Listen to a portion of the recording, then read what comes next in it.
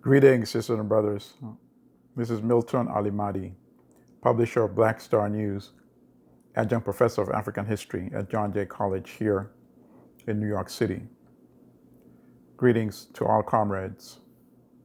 As I speak to you today, Thursday, the 19th of November, Uganda is literally on fire. 30 people at least, and the numbers could go up, have been killed by the Museveni, General Yoweri Museveni dictatorship.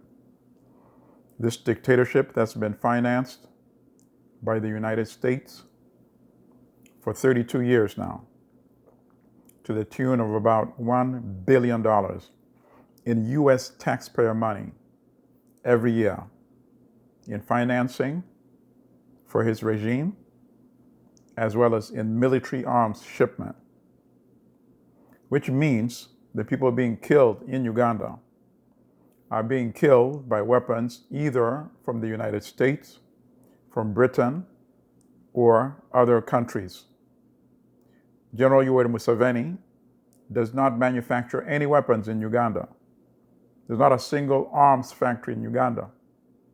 He cannot even produce a needle, let alone the bullets and guns being used to kill Ugandans.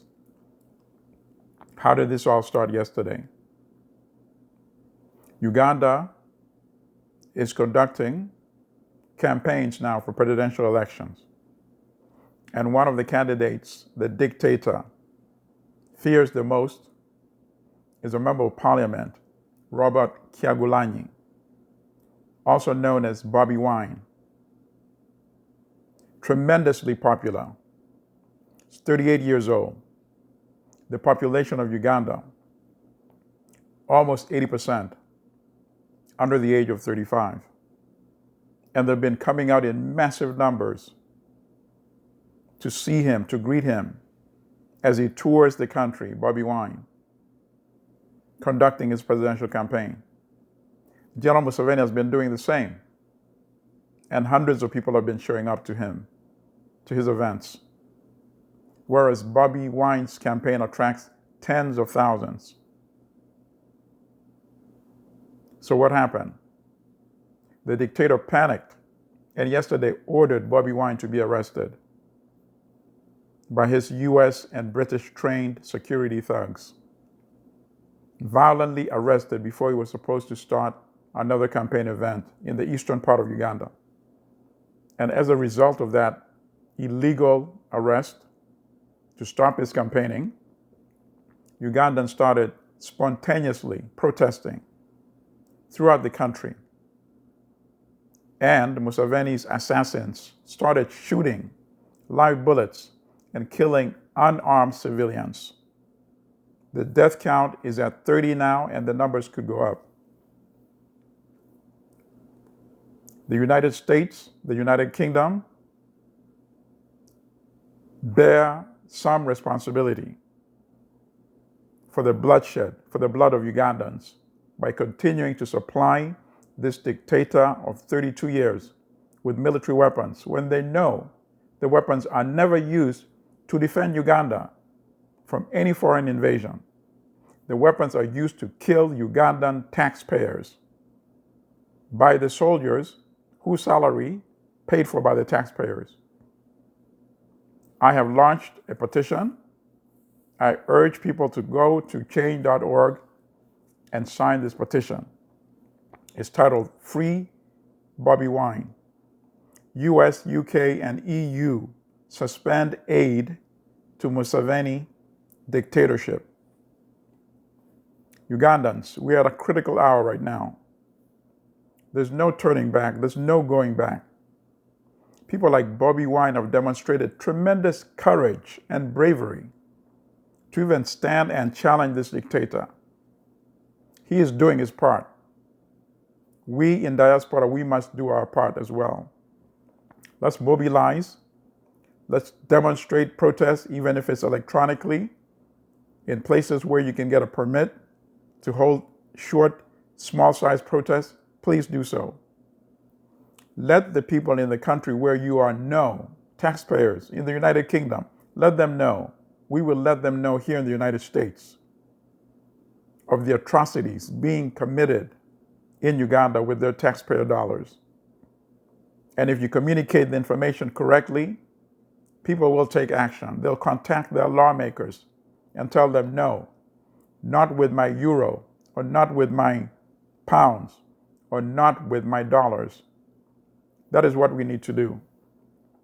The dictator claims Bobi Wine was arrested because the size of the people the crowd he was attracting was violating COVID-19 restrictions, which limits gatherings to 200 people. That is utter nonsense because General Museveni has attracted more than 200 people at his events. He hasn't come close to the size of the crowd coming to Bobi Wine's events. But nevertheless, he's attracted much more than 200 people. So how come he's not being arrested? So that's utter nonsense. As I said in my last video broadcast, he is a coward. He cannot face free and fair elections. So he saw the crowds coming up to Bobi Wine's events, and he's panicked. But there's no turning back. He must release Bobi Wine and allow him to continue his campaign. Because either way, Ugandans have had enough of him and the tyranny and the bloodshed and the destruction. Enough is enough. Ugandans will remove him by the ballot box or by other means allowed by Uganda's constitution. And it does allow that. It allows the removal of a dictator. In fact, it obligates Ugandans to remove a tyrant. That constitution was specifically written to preclude Uganda ever becoming a tyranny again. And this dictator usurped that constitution, which Ugandans, we must collectively recover by getting rid of this tyrant. And if he should harm Bobi Wine, I don't even have to let him know or tell him the consequences. Because he should know that Ugandans are not going to stand by and allow him to harm this young man. Not at all. So Ugandans overseas, do your part, make some sacrifice, because sisters and brothers, young Ugandans are paying the ultimate price. 30 have already been killed as they work toward building this new Uganda for all of us. So please do your part. Do your part so that Ugandans can take back the power.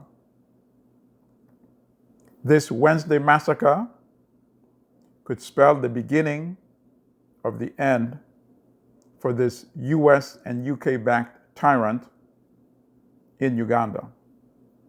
Thank you, sisters and brothers. Stay strong.